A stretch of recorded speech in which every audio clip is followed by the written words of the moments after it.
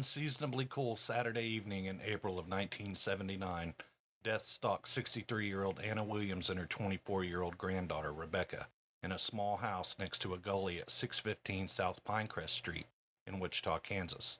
Dennis Rader, also known as BTK, was excitedly hiding in her closet, waiting for Ms. Williams to come home so that he could finally complete Project Pinecone, his code name for their brutal murders he had been anxiously planning for months.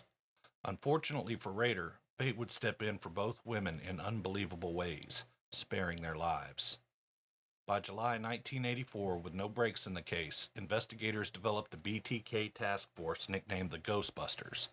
With 7 years' worth of DNA evidence, lists of males who lived within 1.25 miles of the victims, a list of white males attending Wichita University between 1974 and 1979, the names of everyone who checked out the engineering book where the Otero letter was found, and the addition of a computer consultant to the team, investigators were able to generate 225 possible suspects.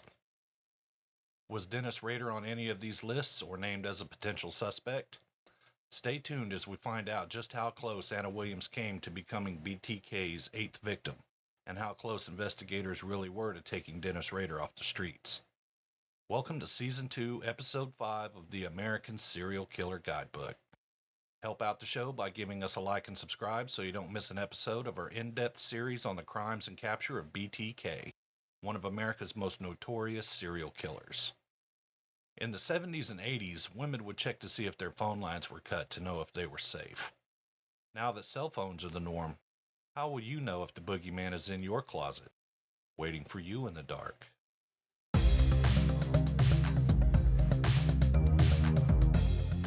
In June of 1978, after 55 years of marriage, Clarence R. Williams died after a brief illness, making Anna Williams of Wichita, Kansas, a widow.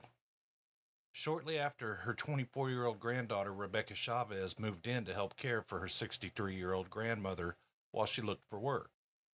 Over the next year, Miss Williams's daughter, Eleanor Chavez, talked her into finding activities to fill her time rather than just sitting home alone, which is when she discovered square dancing. It was one of these Saturday evening square dances on April 28, 1979, when Dennis Rader, who had spotted her granddaughter a couple of months before walking into the house at 615 South Pinecrest Street, parked his truck a few blocks down the street by a nearby bridge.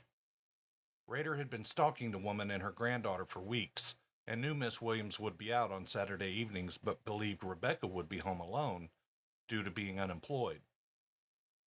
Thinking Rebecca was in the house, Rader took almost an hour sneaking along the gully, then around back, cut the phone line, and quietly broke the glass on a basement window, making his way inside.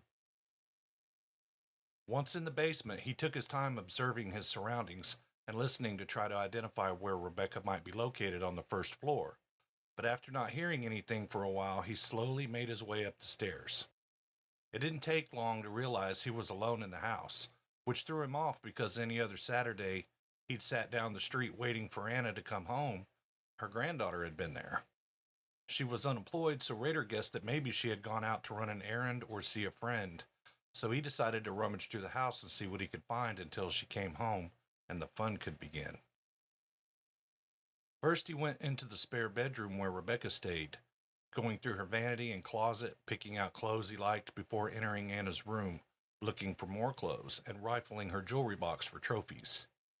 While going through her dresser, he found a rolled-up sock in the back of the drawer with $35 stashed, so he figured, why not?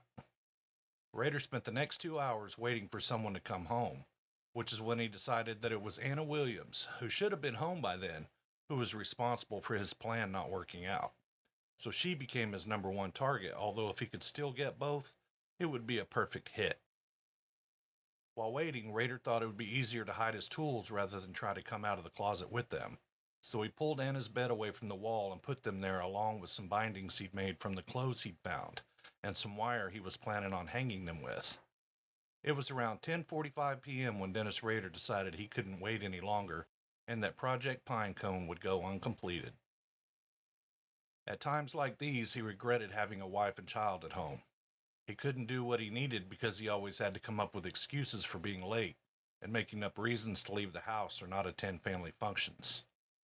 His wife and daughter were why he had to go now, and he knew he would soon fantasize again about all he could do if he was a lone wolf. Rader gathered his hit kit, looked through the house, and left where he came in. Being the emotional terrorist that he was, he felt it would be thoroughly devastating to leave his bindings and wire beside the bed, which had been BTK's calling card, so that Anna would know what had awaited her and her granddaughter if they had come home on time that fateful night. 15 minutes after Dennis Rader left the home of Anna Williams and her granddaughter, Rebecca Chavez, Miss Williams pulled into her driveway just before 11 p.m. after an evening of square dancing.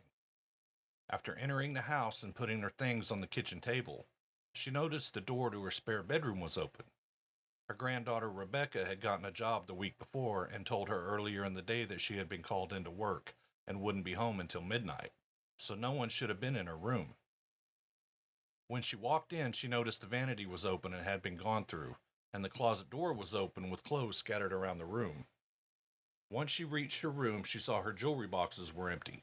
Her dresser drawers were open and some of her clothes and underthings were missing. Anna immediately thought about BTK and rushed to her phone to call the police, soon realizing the line must be cut when she didn't hear a dial tone. This is when she quickly left the house and used her neighbor's phone to call the police 10 minutes later. Wichita Police Officer Orlando Martinez was dispatched to her residence at 615 South Pinecrest St. Officer Martinez quickly identified BTK's MO and called the investigators assigned to his crimes. Anna and Rebecca left the same night and moved in with Anna's daughter and son-in-law, Eleanor and Pete Chavez, who were also Rebecca's parents.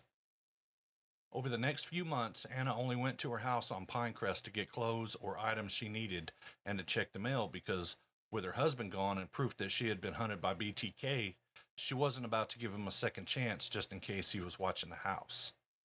On June 15, 1979, Anna and Rebecca went to the house to check the mail, since it had been a few days, and that is when she noticed a manila envelope addressed to her deceased husband, Clarence R. Williams, care of Anna. When she opened it, all the terror of that cool Saturday evening in April came flooding back. Inside was a poem entitled, "Oh, Louise, Why Didn't You Appear?"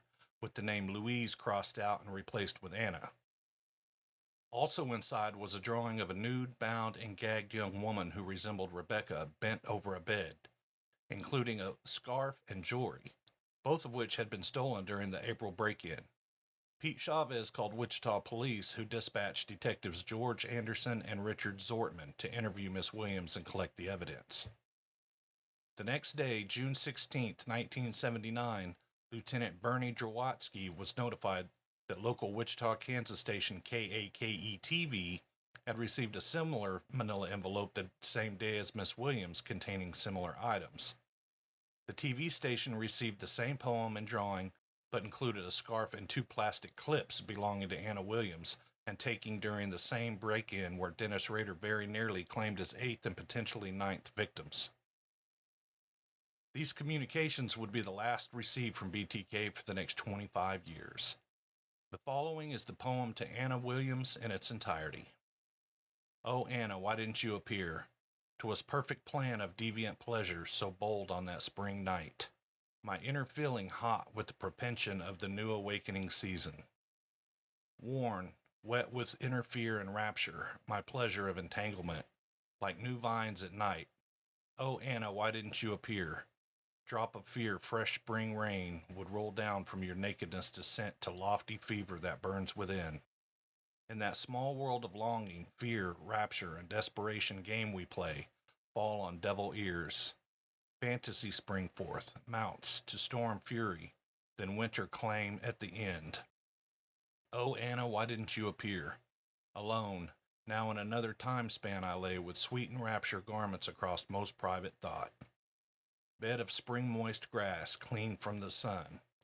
Enslaved with control, warm wind scenting the air, sunlight sparkle tears and eyes so deep and clear. Alone again, I trod in past memories of mirrors and pondered why number 8 was not. Oh, Anna, why didn't you appear? After 4 years of no victims and no communication from BTK, 2 teams of Wichita, Kansas detectives collected saliva and blood samples from over 200 potential suspects, identified by their computer system.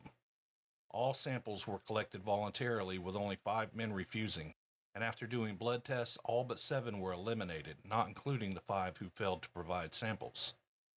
In July 1984, investigators started the BTK task force, calling themselves the Ghostbusters. They hired a computer consultant to analyze the mountain of data and DNA they'd collected over the last 7 years. The task force managed to determine that all victims lived within 3.5 miles of one another, and that the Xerox machine used to copy the letters was located at the Wichita State University library, as the poem Ode Death to Nancy was taken from a poem entitled Ode Death that was published in a Wichita University textbook located at the same library. Of the 225 suspects derived from the lists mentioned in the opening, the Ghostbusters set out to eliminate them individually, eventually leading to more questions than answers. Little did investigators know they wouldn't have to wait long for BTK to strike again. Leaving behind the body of his 8th victim and neighbor, 53-year-old Maureen Hedge, Rader changed up his MO with her murder. She was the first one taken from the scene of her murder when Rader took her to Christ Lutheran Church after hours, where he attended and worked as the congregation president. There he took pictures of her nude body in various poses before putting her back in the trunk, driving her 7 miles out into the country, and dumping her in a ditch before covering her with limbs and brush.